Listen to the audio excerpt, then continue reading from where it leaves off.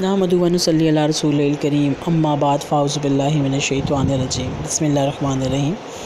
سامعین، کل میں نے آپ کو بتایا تھا کہ کس طرح سے رسول اللہ صلی اللہ علیہ وسلم کو جب جنگ احد میں زخمی کیا گیا تو آپ نے اپنے دشمنوں کے لیے دعا کی کہ اے اللہ ان لوگوں کو معاف کر دے، یہ مجھے نہیں جانتے۔ یہ صحیح بخاری اور صحیح مسلم میں اس کا ریفرنس موجود ہے۔ جس وقت کہ آپ صلی اللہ علیہ وسلم کو ہر طرف سے کفار نے گھیر لیا ہوا تھا، آپ کے پاس سعد بن ابی وقاص اور طلحہ بن عبید اللہ تھے۔ وہ بہت اچھے تیر انداز تھے، پے در پہ وار کرتے رہے اور ہمت نہ ہاری، یہاں تک کہ مشرکوں کے تمام گروہ آپ کے پاس سے منتشر ہونے لگے۔ حضرت طلحہ کا ہاتھ اسی کوشش میں پیرالائزڈ ہو گیا۔ حضرت عائشہ سے متعلق ایک حدیث ہے جو کہ سنن ابو داؤد میں لکھی ہے کہ وہ فرماتی ہیں کہ میرے والد فرمایا کرتے تھے کہ جنگ احد کو یوم طلحہ بھی کہا جاتا ہے، کیونکہ اس دن حضرت طلحہ رضی اللہ تعالیٰ عنہ نے آپ صلی اللہ علیہ وسلم کو بچانے کے لیے اپنی جان کی پرواہ نہ کی اور بہت زیادہ زخم اپنے جسم پر لیے۔ اس کے بعد حضرت ابو بکر، طلحہ ابو عبیدہ بن جراح اور حضرت علی ابن طالب نے آپ کے گرد گھیرا ڈال لیا۔ ابو عبیدہ نے رسول اللہ صلی اللہ علیہ وسلم کی گال مبارک کے اندر جو ہیلمٹ کی رنگ جا چکی ہوئی تھی ان کو اپنے دانتوں سے کھینچا اور جس سے کہ ان کے اپنے 2 دانت بھی زخمی ہو گئے۔ صحابہ آپ کو خود پہاڑی کی طرف لے چلے۔ کفار کا ایک دستہ آپ کے پیچھے آیا۔ آپ نے اللہ سے دعا کی کہ اللہ یہ ہم سے زیادہ تیرے نزدیک اچھے نہیں ہیں۔ تبھی صحابہ نے انہیں مار بھگایا۔ وہ کفار اپنے خیموں میں لوٹے اور انہوں نے پلان بنایا کہ وہ مسلمانوں کی جو میدان جنگ میں جو ان کی شہید مسلمان ہیں ان کے جسموں کی بے حرمتی کریں گے۔ ان کی خواتین نے بھی اس سلسلے میں ان کا ساتھ دیا۔ مسلمانوں کے جسموں کے ناک کان کاٹے گئے، پیٹ چاک کر دیے گئے۔ ہندا نے حضرت حمزہ کا کلے کالا اور اسے چبایا، اس کو اس کا ذائقہ پسند نہیں آیا تو اس نے اسے پھینک دیا۔ مسلمانوں کے جسمانی اعضاء کی جھانجریں اور ہار بنا کر کفار کی خواتین نے اپنے جسم میں پہنی۔ جب کفار واپس جانے لگے تو ابو سفیان پہاڑ پر چڑھ آیا اور کہا کہ کیا محمد اور عمر اور ابو بکر ابھی زندہ ہیں؟ جواب ملا ہاں۔ ابو سفیان نے کہا کہ آج ہم نے بدر کا حساب پورا کیا۔ حضرت عمر باہر نکلے اور فرمایا کہ نہیں، ہمارا حساب پورا نہیں ہوا، ہمارے شہداء جنت میں گئے جبکہ تمہارے جہنم واصل ہوئے۔ اس کے بعد اس نے للکار کر کہا کہ اگلے سال بدر میں ملیں گے، جسے مسلمانوں نے اس فوج کے جاتے ہی حضرت فاطمہ رضی اللہ تعالیٰ عنہ میدان جنگ میں آئیں۔ انہوں نے آپ صلی اللہ علیہ وسلم کے زخموں پر رائی جلا کر مرہم پٹی کی۔ حضرت علی نے آپ کے زخم دھوئے۔ شہداء کو دفنانے کا مرحلہ جب آیا تو حضرت حمزہ کے جسد مبارک کو دیکھ کر رسول اللہ صلی اللہ علیہ وسلم زاروں کی تار ہونے لگے۔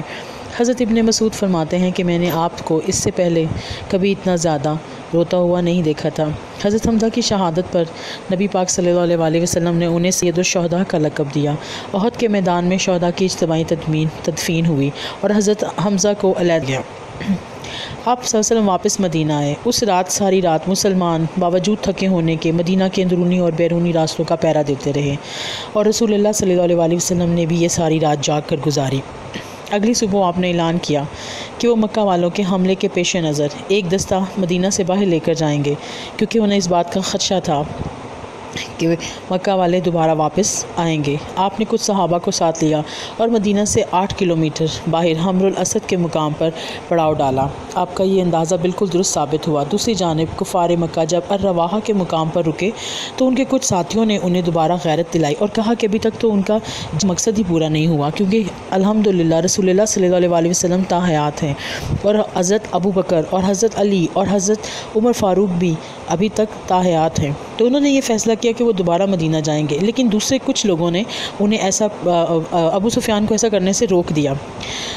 بہرحال ان کی ملاقات ابو القیس نام کے ایک شخص سے ہوئی، جس میں کہ انہوں نے آپ صلی اللہ علیہ وسلم کے ہاتھ پیغام بھیجا کہ کفار واپس آ رہے ہیں اور اس بار وہ زیادہ طاقت کے ساتھ واپس آ رہے ہیں۔ لیکن جب نبی صلی اللہ علیہ وسلم کو اس بات کی خبر ملی تو آپ اور آپ کے ساتھیوں پر اس کا کچھ اثر نہ ہوا اور آپ صلی اللہ علیہ وسلم نے کہا، سورہ آل عمران کے اندر کی آیت نمبر 173-74 کے اندر لکھا ہوا ہے کہ رسول اللہ صلی اللہ علیہ وسلم اور ان کے ساتھیوں پر اس چیز کا کچھ اثر نہ ہوا، اور اس کے الفاظ کچھ اس طرح سے ہیں، اور وہ جن سے لوگوں نے کہا کہ تمہارے خلاف بڑی فوج جمع ہوئی ہیں ان سے ڈرو۔ تو یہ سن کر ان کا ایمان اور بڑھ گیا اور انہوں نے جواب دیا کہ ہمارے لیے اللہ کافی ہے اور وہی بہترین کارساز ہے۔ آخرکار وہ اللہ کی نعمت اور فضل سے واپس لوٹ آئے اور ان کو کسی قسم کا ضرر بھی نہ پہنچا اور اللہ کی رضا پر چلنے کا شرف بھی حاصل ہو گیا، اور اللہ بہت فضل فرمانے والا ہے۔ آپ صلی اللہ علیہ وسلم حمر الاسد کے مقام پر اس قافلے کے آنے کے بعد پورے 3 دن یعنی 9 سے 11 شوال تک وہیں پر رہے اور ابو سفیان کا انتظار کرتے رہے، مگر وہ مکہ واپس لوٹ گیا۔ اب اس سلسلے میں آپ کو تھوڑا سا یہ بتاؤں گی کہ اس جنگ کے نتائج کیا تھے۔ اگر بظاہر دیکھا جائے تو اس میں مسلمانوں کا نقصان کافی ہوا تھا، لیکن ہم یہ مسلمانوں کی شکست نہیں کہہ سکتے، کیونکہ آگے مسلمانوں کے لیے مستقبل میں مسلمانوں کے لیے اس میں بہت سارے جو ہیں وہ نتیجے ان کو ملے اور ان کو سیکھنے کے لیے بہت کچھ ملا۔ سب سے پہلی بات تو یہ کہ انہیں اس بات کا پتہ چلا کہ رسول اللہ صلی اللہ علیہ وسلم کی اطاعت اور فرمانبرداری میں ہی ان کی فلاح اور کامیابی ہے۔ جب مدینہ میں ڈیفینسو پلان بنایا جا رہا تھا تو آپ کی یہ خواہش تھی کہ مدینہ کے اندر اور اسی طرح سے اس کو ڈیفینس کیا جائے، لیکن کافی لوگ اس چیز کے خلاف تھے، جس کی وجہ سے آپ صلی اللہ علیہ وسلم کو بھی میجورٹی کی بات ماننی پڑی۔ دوسری بات، جس وقت وہ 50 تیر انداز جن کو پہاڑی پر آپ صلی اللہ علیہ وسلم نے کھڑا کیا اور انہیں سخت ہدایت دی کہ وہ کسی بھی صورت اپنی جگہ نہ چھوڑیں، لیکن انہوں نے بھی جنگ میں مسلمانوں کی فتح سمجھتے ہوئے مال غنیمت کو جمع کرنے کی غرض سے اپنی جگہ چھوڑ دی۔ اس کے علاوہ ایمان کی پختگی کا بھی اس جنگ میں پتہ چل گیا، کیونکہ منافقین کا وہ گروہ جو کہ عبداللہ بن ابی سلول کے ساتھ تھا وہ بھی مسلمانوں کی نظروں میں آ گیا اور پتہ چلا کہ یہ پختہ ایمان والے لوگ نہیں ہیں۔ اس میں مسلمانوں کے لیے یہ بھی سبق تھا کہ ہر بار جیت ان کا مقدر نہیں ہے، اسی صورت میں جیت سکتے ہیں جس وقت کہ وہ اللہ کے رسول کی پیروی کریں گے تو وہ کامیاب ہوں گے، اگر وہ رسول اللہ صلی اللہ علیہ وسلم کی بات نہیں مانیں گے تو کامیابی ان کا مقدر نہیں ہوگا۔ اور جہاد کی پہلی شرط جو ہے وہ باطل کو ختم کر دنیا سے نہ کہ مال غنیمت کو جمع کرنا یا زمین کے ٹکڑے کے لیے یا کسی ملک کی زرخیزی یا پانی کی وجہ سے جہاد جو ہے وہ لازم نہیں ہے۔ جہاد کے لیے فتنے کا ہونا اور اسلام کو خطرہ لاحق ہونا بہت زیادہ ضروری ہے، اور تو ہی جہاد کی اجازت ہے۔ اللہ تعالیٰ نے ایمان والوں کو اور جانثاروں کو بھی ٹیسٹ کر لیا اور ان کو اپنے ہاں بڑے بڑے درجات اور بڑی بڑی بلند مقامات دینے کی بھی خوشخبری اس جنگ میں سنا دی۔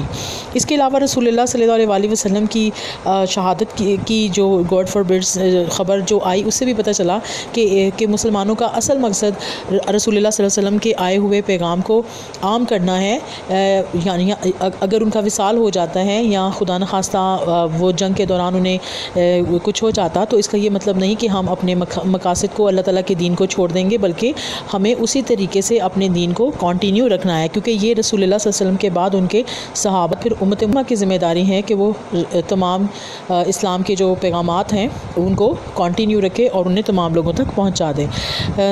حاضرین اینڈ سامعین، اس کے ساتھ ہی مجھے اجازت دیں اس دعا کے ساتھ کہ اللہ تعالیٰ ہم تمام لوگوں کو اس رسول پر چلنے کی توفیق عطا فرمائے اور اللہ تعالیٰ ہمیں صحیح مسلمان بنائے۔ دعاؤں میں یاد رکھیں۔ اللہ حافظ۔